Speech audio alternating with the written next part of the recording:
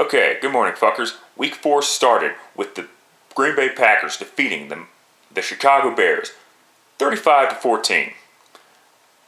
While I was concerned that the Bears were going to roll into Lambeau and pull off the upset against the Packers like they did in 2015 and in 2013 before that I still went ahead and took the Green Bay Packers to win.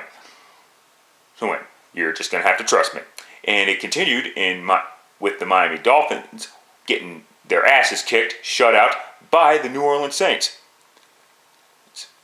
I thought the Saints defense was supposed to suck. Sucky defenses don't pitch shutouts. Now, obviously, I didn't watch the game, so I can't really, because I was fucking sleeping. And I'm awake, and I'm struggling to fucking stay awake right now. But I gotta pump this fucking video out because it's time for the rest of your picks. The games have already started, so as far as the early afternoon games go, I can't make changes on it, obviously. So I just gotta stick with the picks that I do have. But I might as well make a video about it now. Patriots hosting the Carolina Panthers. Last time these two teams met, the Panthers beat the Patriots, but it was in Charlotte. This time it's in New England, and right now I'm looking at the score. The Patriots are up 3-0. I obviously have the New England Patriots. I just think they're gonna deliver a little bit of payback on the Carolina Panthers. And of course, obviously rematch of Super Bowl 38. I believe Tom Brady is the only player left that's played against the Carolina Panthers in Super Bowl 38. Everybody else is retired, pretty much. But anyway, moving on. Jaguars going on the road to face the New York Jets. It's funny because I thought this Jets team was supposed to suck and everything. Could the Dolphins be the ones that are actually tanking? Because I heard this story before about the Jets. 4 years ago, as a matter of fact, this Jets team was supposed to suck. They're supposed to have the worst record in the league, and they end up finishing like 8-8 or something like that. I see this exact same fucking scenario for whatever reason. With that being said, take the Jaguars. I actually like this. I actually think this team can be pretty good offensively. As long as Blake Bortles doesn't do a stupid fucking turnover, doesn't commit stupid fucking turnovers or whatever, and Leonard Fournette and that running game, and Chris Ivory as well. Oh, and at some point maybe T.J. Yeldon. As long as that running game and the defense play well, and Blake Bortles doesn't do stupid shit, this Jaguars team could be a good football team. Okay. So I'm going to take the Jaguars. Next up, Titans going on the road, and that looks like a loss already. I was thinking about taking the Texans, but I went ahead and took the Tennessee Titans for whatever fucking reason. And the Houston Texans are leading 7-0. But I gotta stick with the Titans, so whatever. Next game, Vikings hosting the Detroit Lions. I'm gonna take the Lions. Tough fucking break on that final call. Oh, I think the rule is fucking bullshit that you have to. I mean, the call was correct. Don't get that twisted. The rule is fucking bullshit.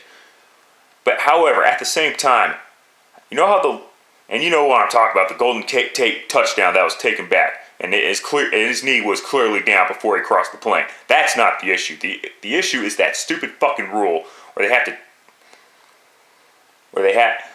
to take a 10-second runoff.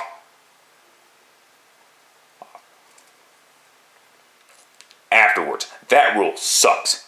With that being said, you know how the Lions can avoid retarded shit like that? if they scored field goals, if they scored touchdowns instead of field goals against the Atlanta fucking Falcons. They're still the defending NFC champs for a reason. I do like what the Lions did last week when they picked off Matt Ryan 3 times. The first one went all the way to the house, pretty much changed the fucking game for the Lions. With that being said, though, you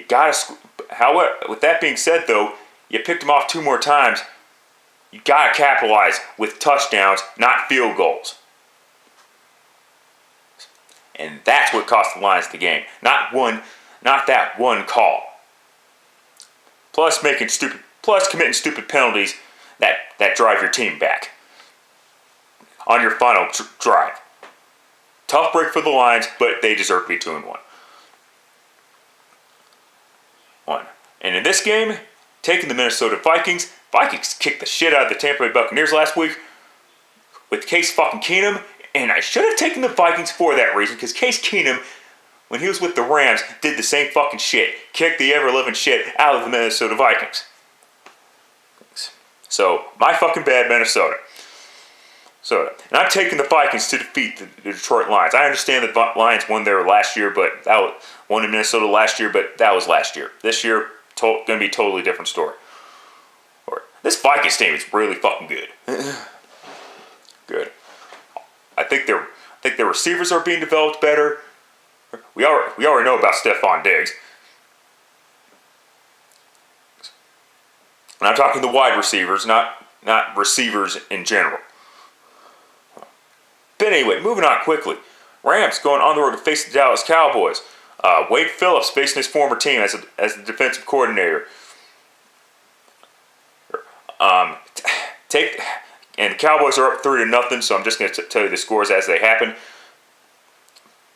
And obviously I'm going to take the Dallas Cowboys. That Rams defense is a little bit suspect, especially after giving up a shit ton of points, 39 if I'm not mistaken, against the 49ers in the Thursday night game, in that previous Thursday night game.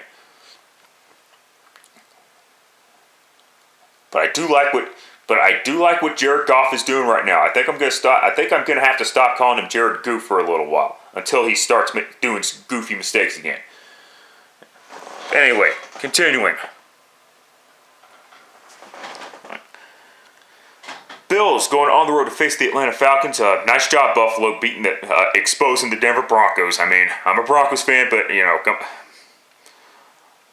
got caught how I see it. The Broncos, they just got exposed. And it wasn't like the Broncos played bad altogether, but more on the Broncos later. But yeah, can we stop ripping on this Tyrod Taylor dude? He's a good quarterback. Baltimore's going to wish that they still have him. You know what I mean? You know what I mean? Because Joe Flacco is not necessary. Ever since Joe Flacco got that contract, gee, all the talent dwindled away, and I wonder why. Because he had that big fucking contract, right? And all of a sudden he's not doing too good. Oh, it's those receivers that made him look good, and not necessarily him. Taking nothing away from him, he got the stats that he got during the Ravens Cinderella playoff run. All right, there's 11 touchdown passes and 0 interceptions. But ever since Flacco got the contract, he's been his usual inconsistent self. But anyway, on to the Buffalo Bills. That defense is still pretty good. Atlanta might have a difficult time, but I still expect the Atlanta Falcons to win. The Falcons, one of 2 unbeaten teams left in the National Football League. Gee, I wonder why. Next up, cream of the... Oh, no, wait, skipped one. My bad. This is not cream of the crap. Steelers, taking the Falcons. I don't know if I said that or not, but whatever. Steelers going on the road to face the Baltimore Ravens. I'm just going to go ahead and take the Baltimore Ravens. I do not trust Pittsburgh on the road. And while I understand that the Ravens are going to suffer a little bit of jet lag, a lot of jet lag because they just traveled to London, I'm just going to go ahead and take the Baltimore Ravens to beat the Pittsburgh Steelers. The Steelers, what the fuck were they doing losing to the Chicago Bears like they did? It should have been their first victory in Chicago since 1995, and yet that didn't fucking happen. Of course. Why is that? Oh, that's right, because the Steelers played down to their competition. I forgot about that. And I don't want it. And I didn't read any comments from those NFL.com stories or whatever, because trying to fucking stay away from that shit. But anyway, moving on, because I already told you who I was going to pick. All right, now we could go on to the cream of the crap game. Bengals going on the road to face the Cleveland Browns. Nice effort by the Cincinnati Bengals. I mean, it was that temporary wake up call that they needed to fire their offensive coordinator. But that's just putting a Band-Aid on a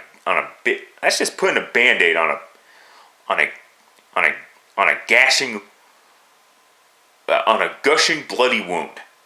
I know I'm not saying that right, but who cares?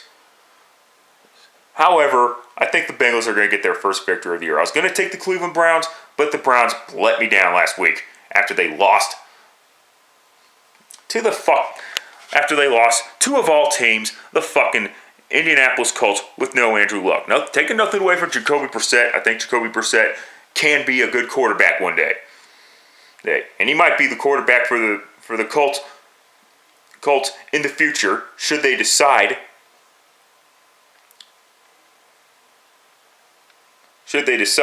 to trade away Andrew Luck. Should Andrew Luck decide to move elsewhere. Because the Colts, as overrated as Andrew Luck is, they did take his ass for granted. I mean, let's get it. I'll talk about the Colts later. Right now, I'm going to take the Cleveland Browns to defeat. No. I'm taking the Cincinnati Bengals to defeat the Cleveland Browns. I'll just leave it at that. All right, let's continue with these picks. Giants going on the road to face the Tampa Bay Buccaneers. Last week, the Buccaneers got their asses kicked by the Minnesota Vikings, and the New York Giants, meanwhile, they got beat by the Philadelphia Eagles. Still looking for their first victory. And you know what? I understand they're on the road and shit, but I think the Giants are due for a victory.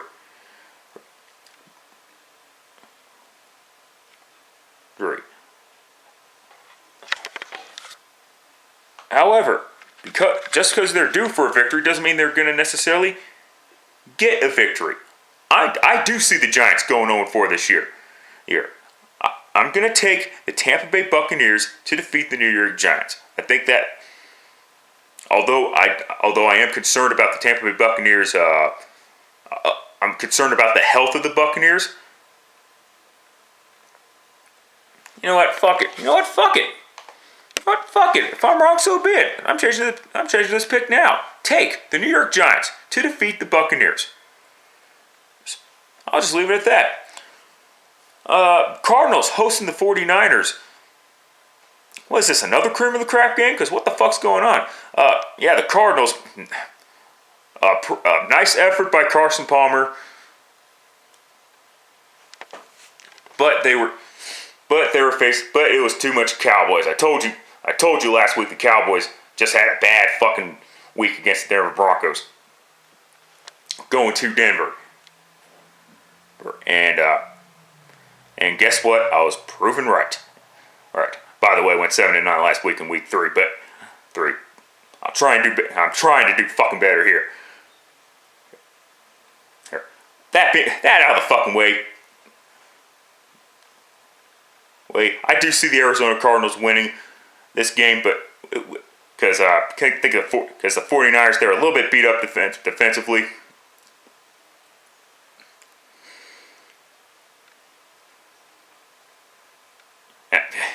the Niners, they're going to be a good football team in a couple of years. Because I do like where the Niners are going with this team. I do like where the Niners are going in the long run, but I'm going to take the Arizona Cardinals. It's still going to be a long season for the 49ers. I'll just leave that as it is. And next up, Eagles going on the road to face the LA Chargers. Almost said San Diego. Go. And I'm going to go ahead and take the Chargers. This is the team that's due for a win also. And I do see them starting 0-3. Starting 1. I do not see the Chargers starting 0-4. Excuse me. I do see them going 1-3. Right. They're not that bad. They're not that bad of a football team. They were doing a great job of getting to Alex Smith. That's my concern. That Chiefs offensive line. And Philadelphia, hey, nice win last week with that kicker.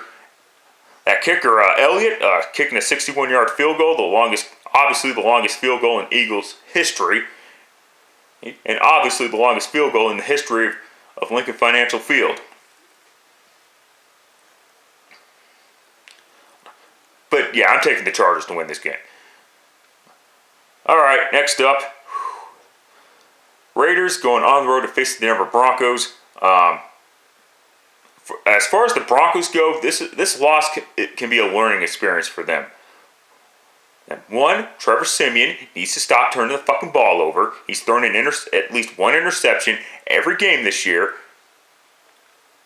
And he's turned the ball over at least once every game this year. Oh, and he's already had a game where he's had 0 touchdown passes. And accounted for 0 touchdowns, period. So Trevor Siemian's got to play a little bit more consistent. He's got to throw no interceptions and at least 2 touchdowns in today's game against the Oakland Raiders. And as far as the Raiders go, they were, this comment's will bite me in the ass. But what the Raiders were doing? When they were sitting for the national anthem, they were prepared to lay a ton of eggs, right? They were prepared to lay eggs. The problem was they had a game to play, so they had no choice but to lay those eggs on the field. Holy crap! I'll just chalk that one up to just a bad day for the Raiders. The Redskins got to Derek Carr 4 times or something like that. There was not one game last year where they allowed 2 sacks on Derek Carr, period. And they allowed 4. And Derek Carr didn't play all that fucking great either. The running game was flat. The running game was bad. And their defense was, well, I'm surprised that game was not. I actually agree with Chris Collinsworth. I'm surprised that game was not 54-3 or something stupid like that. I was surprised that the game was closer than it really was. 27-10, but whatever. As far as and one more thing about the Broncos, they are already starting to miss T.J. Ward. Yeah, blah, blah, blah. They don't have a... Yeah. T.J. Ward has sucked at pass defense and all that shit, but he was good at creating turnover opportunities. With that being said, I'll go... Because they're home, and it's foolish of me to say this, but I'm going to go ahead and take the Denver Broncos. Oh, and no pressure, Broncos. You're on national television. You're the only game on CBS. Just keep that in mind. All right, Colts going on to face the Seattle Seahawks. Now, getting back to the Colts, I wouldn't be surprised if Andrew Luck demanded a trade to be in a better situation, and it would serve the Colts. And quite frankly, it would serve the Colts right, Because as overrated as Andrew Luck is,